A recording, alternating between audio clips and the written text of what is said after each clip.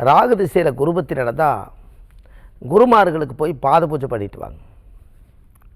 பாத பூஜை ஏன்? குரு என்பது குருவை சாந்தப்படுத்துறது. குருமார்கள் என்பது ஒரு பெரிய விஷயம். அவங்க நாளும் தெரிஞ்சவங்களாக இருப்பாங்க. நமக்கு தெரியாத விஷயங்களெல்லாம் சொல்லி கொடுப்பாங்க. அதை குரு. குரு இல்லாத வெத்த குருட்டு வெத்த. அதனால் நம்ம ஜாதகத்தில் அந்த குருவுடைய அம்சம் ஜாதகத்தில் பிரமாதமாக நம்மளுக்கு வரணும் அப்படின்னா அந்த யோகம் நம்மளுக்கு ஆட்டோமேட்டிக்காக அது வேலை செய்யணும். தெய்வாம்சமாக நம்ம லைஃப்பில் நம்ம நல்லா இருக்கணும்.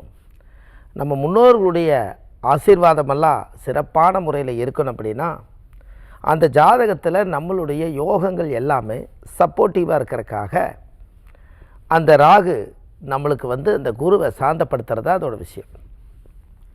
எப்பவுமே ராகு திசையில் குருபத்தி வந்தால் வீட்டில் ஒரு மஞ்சள் செடி நட்ட வச்சு தினந்தோறும் தண்ணி ஊற்றிட்டு வாங்க. அந்த மஞ்சள் குரு அம்சம் வளர வளர உங்கள் வாழ்க்கை குருவுடைய சாபமெல்லாம் நீங்கி குருவோட ஆசீர்வாதம் அங்கே வரும்.